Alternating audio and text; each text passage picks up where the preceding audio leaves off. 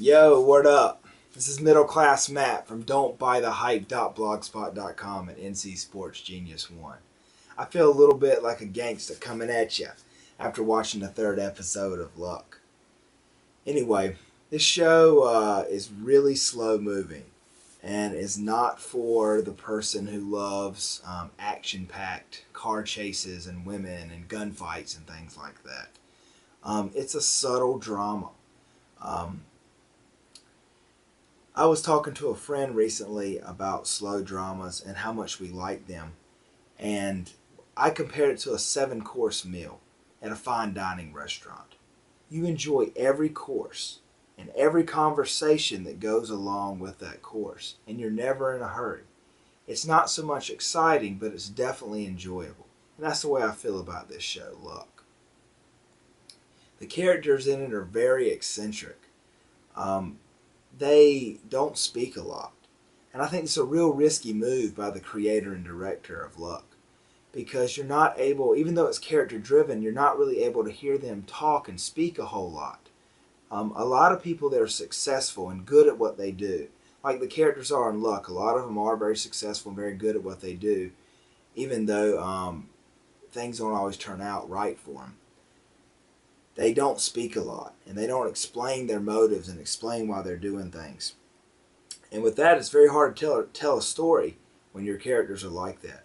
There's actually one point where Walter Smith, played by Nick Nolte, who is a trainer of a horse, is speaking to a journalist. The journalist is actually played by Bill Plaskey, who is a real sports journalist who is on the show and frequents the show PTI a good bit. And he really doesn't even hardly speak to him. Later he comes and apologizes, but that's typical of people that are successful, and they tend to be eccentric, and they tend to be very private in the way they do things, and they handle business, and they're good at it, but they don't speak a whole lot. Walter Smith's character in this episode goes out and has a jockey. Well, he got the jockey last episode. Actually, his name's Ronnie.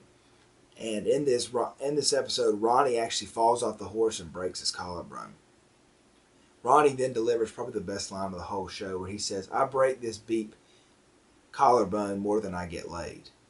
That actually sends Ronnie into kind of a whirlwind of drugs and alcohol, because he begins to take pain medication for that.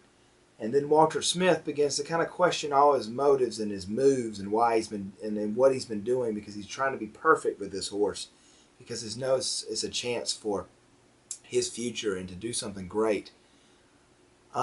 And he questions his move with Ronnie because of what happened. You kind of hear this or see this in a conversation he has with himself. Walter Smith does a lot more talking to himself or the horse than he does actually to the other characters in the show. There is an agent that Walter Smith deals with, and his name is Joey.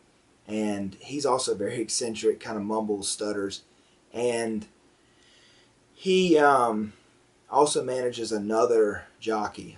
He manages Ronnie that Walter Smith used, but he also manages one called Leon, who is a Cajun with a Creole accent. He passes out from what it seems like as either dehydration or lack of food. Well, this show really kind of dives into what goes on in the horse track, what goes around it. And some people, I would think, would not find this very interesting because they show how they pick the order of where the horses race. And just a lot of the intricacies in the track that the average person wouldn't know about and a lot of people wouldn't be interested in. Well, one of the things about jockeys is they have to stay really small. And that's what Leon's trying to do, is keep his weight down. And because of it, he passes out. Ace Bernstein, played by Dustin Hoffman, his character doesn't do a whole lot really this episode. He goes to a board meeting and he runs into a young guy named Nathan, who asks him a lot of pointed, probing questions. At first you see that Ace is not very happy with that, or he doesn't seem very happy that he's doing that, but he wants to meet him later. So you can tell he sees that this young guy's intelligent. When they meet each other in the lobby, Ace won't even speak to him. Nathan tries to speak to him. He ignores him. They get in the elevator. He ignores him. They go up to his hotel, and then he finally, when they sit down, they begin to talk. Ace is doing this trying to show him who's the boss and kind of show him the ropes. He even makes or says a line in the show that says, this kid has lots of brains, he's really smart, but he has no style about him. So he's showing him how this business works. And he's showing it's not all about intelligence, it's about how you operate and the moves you make. The four gamblers in this show, who are some of the more interesting characters to me. Jerry, who is really smart, really sort of turns over a new leaf. He stopped gambling, and he really takes control of a lot of the horse business because the four gamblers have decided, Renzo, the episode before, wanted to buy a horse, and they've decided that's a good idea.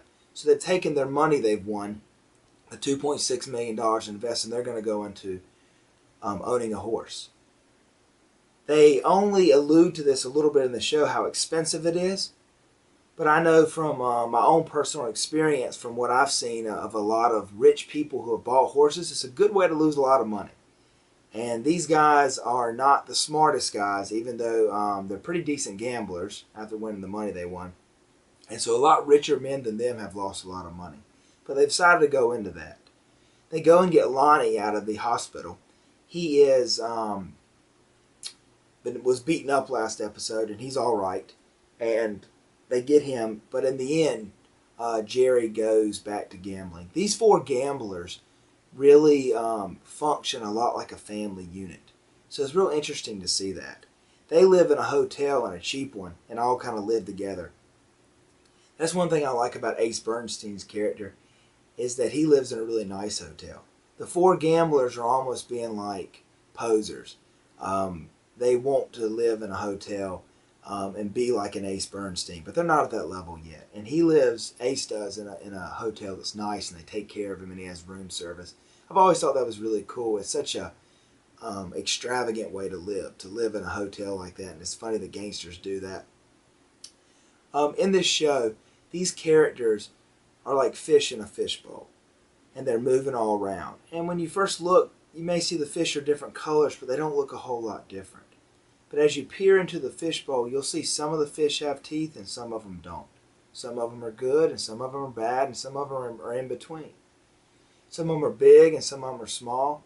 Some of them are smart and some of them are stupid.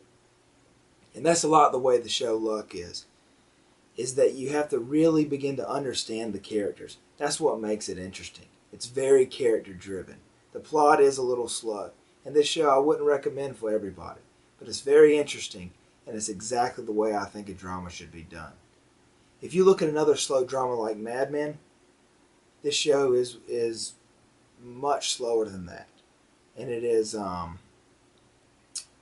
show that you have to really kind of pay attention to, because as I said before, the characters really don't speak a lot and let you know what's going on.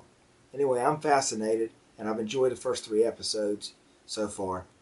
This is Middle Class Matt from don'tbuythehype.blogspot.com and NC Sports Genius 1. I'll see you next time, and we'll review the 4th episode.